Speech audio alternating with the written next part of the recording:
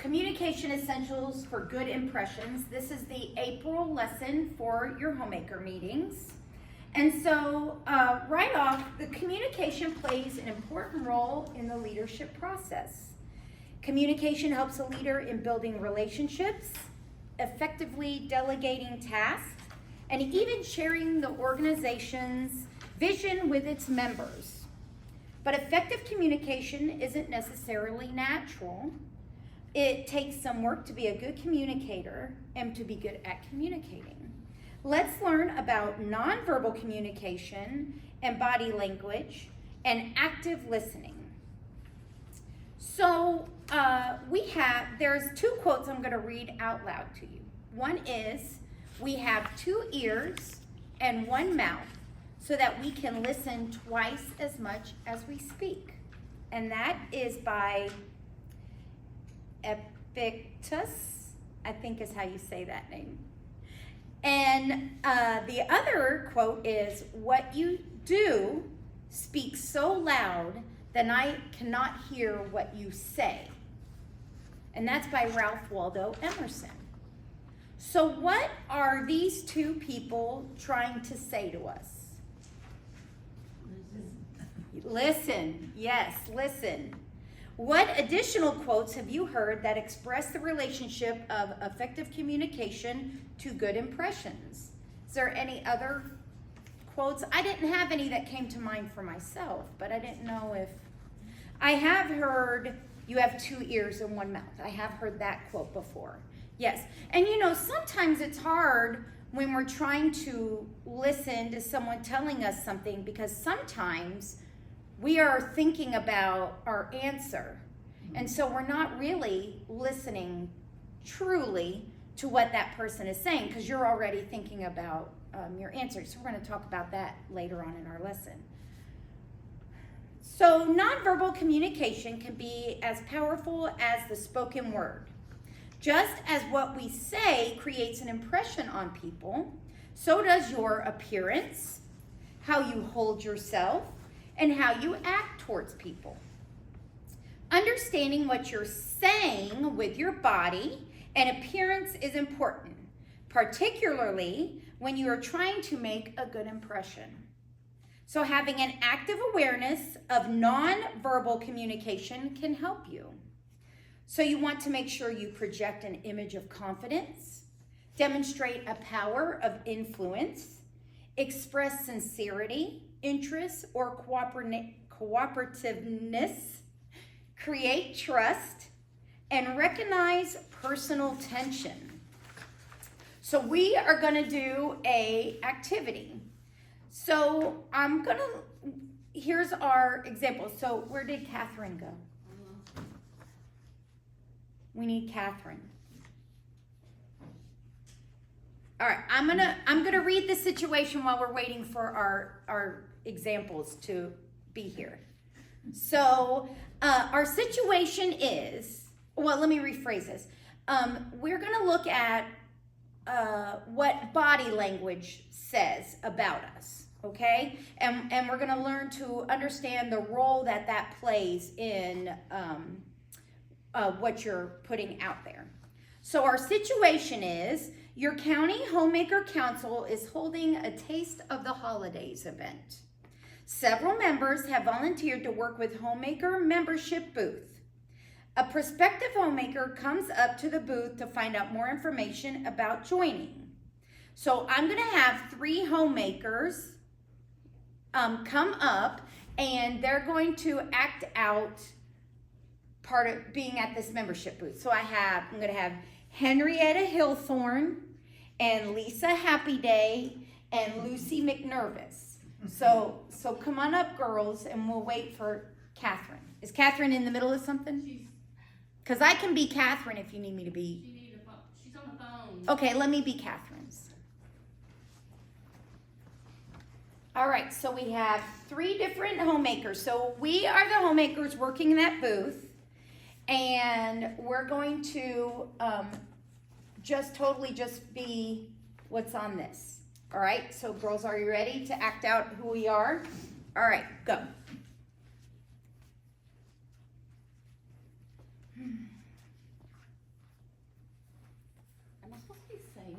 No, we're just acting out our body language. Okay, very good. Thank you, girls. Bravo, bravo. All right, so what impressions do you think the prospective homemakers have when they have come up to the booth and encountered Henrietta Hillthorne, Lisa Happy Day, and Lucy McNervis? So what were we putting off? Were we being very welcoming? No. So, I mean, Lisa might have been. Yes, she was. Yeah, the one of us was, but not all three of us, right? So what other impressions did you get if you were a brand new homemaker and coming up to the booth? Would you even approach the booth if you saw some of our friends at that booth? I don't know. I think I might be hesitant. Because not only, here's my reflection on something like this. Was it very welcoming? Entirely not really. Not really. And that sometimes is a reflection, or if I was someone new, would I even want to join this homemaker group? If that was my first impression of that group, probably not. I probably would be a little hesitant to join. So we need to be mindful of the impressions that we give off to people, especially when we're trying to get new members into our groups, right? And so body language is super important with that. So the way in which you speak also has a powerful effect on your first impression. Grammar, profanity, derogatory comments, gossip, and even rambling needlessly when trying to make a point can create a negative reaction. And I know just that right there, I can imagine several meetings I've been in that some of these things have happened. I will say not profanity, thank goodness. I do hang around with some classy people, but some other things may have happened in some meetings. All right, so what we're gonna do now is we are going to have a situation in which there's two ways of using exaggerated speech and body language. So I need my two speakers to come up, please.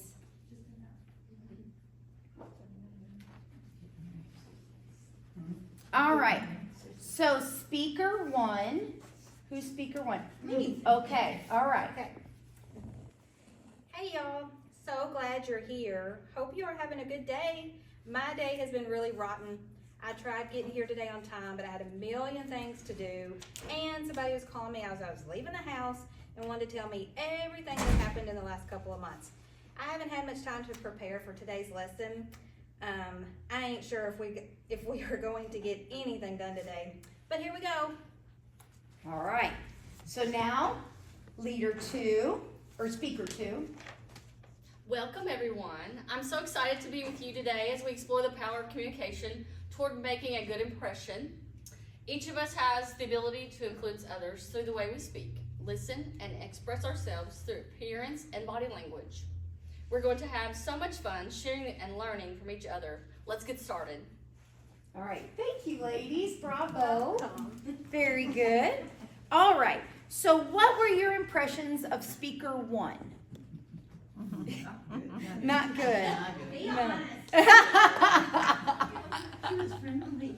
She was friendly. Yeah. Give her that. Yeah. They'll give you that you were friendly, Katie. That's about it. That's all right. So what about her speech made a negative impression? She said she wasn't prepared. She wasn't prepared. Her grammar. Her grammar, yeah. I mean, on the plus side, you didn't use any profanity. It's true. There you go. All right, then how about speaker two? Just lovely. She was, wasn't she? Lovely. She was prepared. And was that a positive or a negative? Positive. That's right, yeah. Okay, so now what I want you to do, we are going to reflect back throughout our experiences in Extension Homemakers. I want you to think about a member who was a great listener. All right, somebody, and it doesn't necessarily have to be homemakers. Just think of somebody that you really admire that was a really good listener. All right. So what we're going to do now is I want you to think about that and just share with me, and we're going to put them up here, some aspects of a good listener. Eye contact. Very good. It also helps you listen too, when you maintain eye contact. Yes.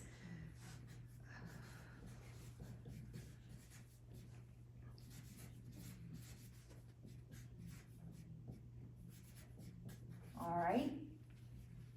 What about interruption? You don't interrupt people. They don't interrupt. Very good.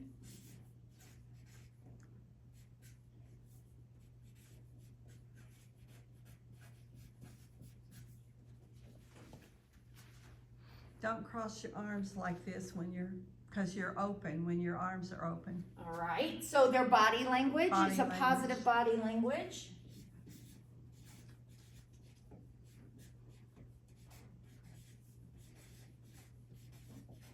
You know, some other aspects of body language. Gee, hold on, I can't spell and talk at the same time.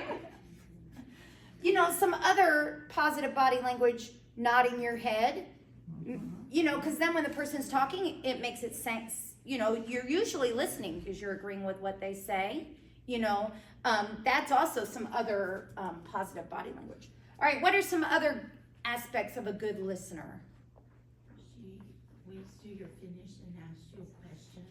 All right.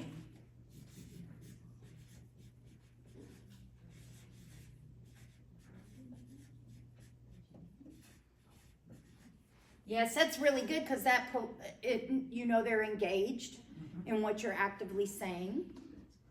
Anything else you all can think of? I'm thinking of my friend, and she is such a good listener. Uh-huh.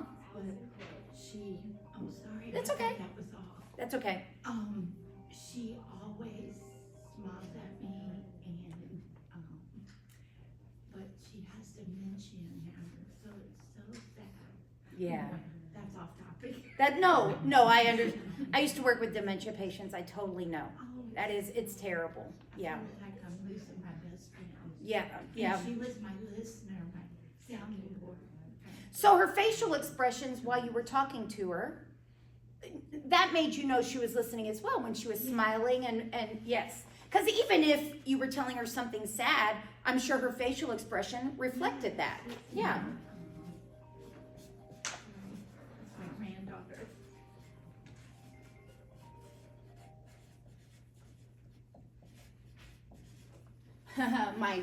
my print is getting smaller and smaller as I go down. Okay. All right, these are all really good qualities. Some of their examples was a good listener works at listening. They help the speaker to convey thoughts. So if you're, I know I get stumped on words sometimes, so they're able to help with that. And they listen to understand, not to disapprove, which I like that. So what we're going to talk about now, so we've talked about nonverbal communication. So now we're going to talk about active listening.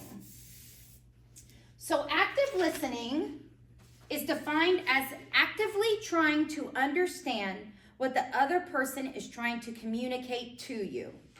So there are 4 parts to active listening. So the first part is hearing, and that is the physical process of taking in sound. So how do I decrease distractions interfering with my concentration on the person? So when you're active listening and you're hearing, how do you actively listen? Do you all have any ideas about tips or anything on how to actively listen? Because like I said earlier, we sometimes have that tendency to start thinking about our answer in our head instead of actively being present and listening to, because a lot of us are solvers and we want to help solve whatever issue or problem or how are you going to respond. Or sometimes I have to take mental notes of, I want to go back and talk about that, whatever they were, good job or whatnot. So how do you help take away those distractions so that you're active listening? Anyone have any tips? No. Well, that's something for us to ponder then, isn't it? Well, you have to really concentrate on what. You do, yeah. And you really do need to be present. I mean, you really do. To be a good active listener. To me, that's where the eye contact comes in, because if you can maintain the eye contact, it helps you to focus on that person and ignore your peripheral noises. Yeah, that's good. I like that. I like that phrase, peripheral noise. I like that. No, that's good, because that's what happens. You know, that's good. Interpreting is the next one, and this is the process of finding meaning in what is being communicated. And so it says what the thing you want to reflect on is, what point is this person trying to make that I'm communicating with? What is the point they're trying to make? And then the next one is evaluating, the process of judging or determining the significance of what is being said. And so, is the speaker expressing an opinion, or are they discussing unbiased facts? And what can I learn from what the speaker is saying? So that's the evaluating. And then the last is responding, the act of replying or answering back. Do I understand the ideas necessary to make a supportive response? And in the activity that's in here, it talks about repeating what that person said to you, especially if they are trying to make an opinion, or if they're voicing an opinion, or if they're voicing a fact or an unbiased fact, it says. What can I learn from what the speaker is saying? So in responding, you can say what they were saying in your own words. And then say, is that what you were saying? Especially if you're unclear and you want to make sure that you're evaluating it correctly, you can respond by repeating what they said to you in an abbreviated thing if they were saying, if they were saying a little bit long of a paragraph. Respond in your own words, but repeat what they were saying just to clarify. Yeah. So the next activity in the handout, we won't do here, but this is something you could do in your club. So it's kind of like, remember when we did telephone when we were kids, and you would whisper something to somebody and then they would whisper it on, and at the end, usually what that person said at the end was nothing like what you said in here. You could do that game, but I kind of like what they suggest here. I personally probably would change the scenario that they recommend, just because my concern is that, let me tell you what the scenario and then I'll tell you my concern. So it says you need your homemakers to partner up, and they're going to have an active listening process activity, and you're going to ask them to pick a partner and decide who will be the speaker, the person doing the talking, and who will be the listener, the person receiving the message. And it says the speakers will tell their partners about a positive or negative Extension Homemaker workshop experience. Now, if I was leading this, I don't think I would do that particular scenario, because I don't want to ruffle any feathers, because you know how sometimes I would not want to ruffle any feathers. So what I would do if I was leading this lesson is perhaps I would say something like, I want the speaker to share a memory of fill in the blank. Or if you're doing this around Easter, maybe you could say, tell a story about your Easter traditions growing up, or your favorite Easter story, or something like that. Tie it into something, and it can be positive or negative. But I don't think that's going to ruffle any feathers as tell a positive or negative experience in Homemakers. Unless y'all want to hear the tea, then you go right ahead. But I like feathers nice and smooth. I don't want any feathers ruffled. So, but then what will happen is the speaker will share their story with the listener, and then the listener will tell the story back to the speaker, and then you'll come back together as a group and you ask To the speakers, did your partner repeat your story back to you accurately? And did you get the impression that your partner was actively listening? Why or why not? And then to the listeners, you would say, how did you use the active listening process during the storytelling? And what role did verbal and nonverbal communication skills play in effectively telling and listening to the story? All right, so that would be an opportunity for that in your group. So then in summary, communication has many important aspects. Today we focused on nonverbal communication, speaking, and active listening. And to be sure you put your best foot forward, review each of these aspects. These tips will help you to be the best communicator you can be by creating the right impression.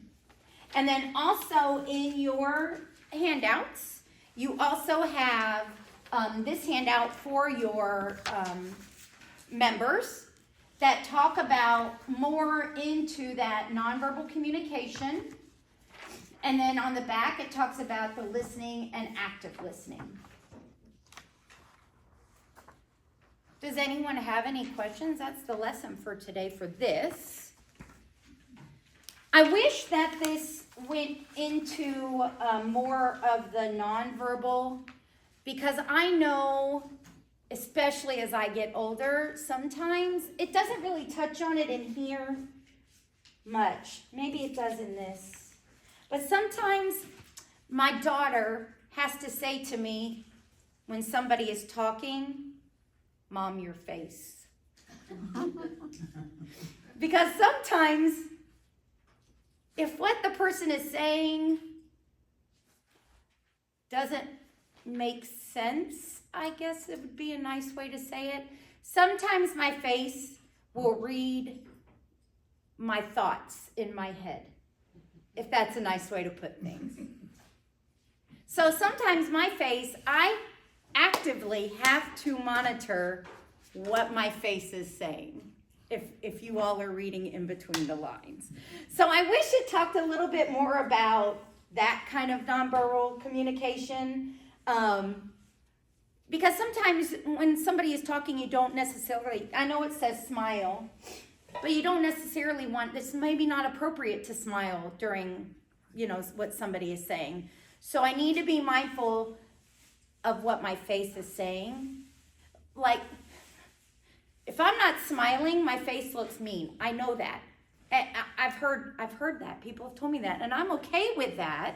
But I'm genuinely a nice person, but my face doesn't always match what my heart tells me. So I just have to be mindful of my face sometimes.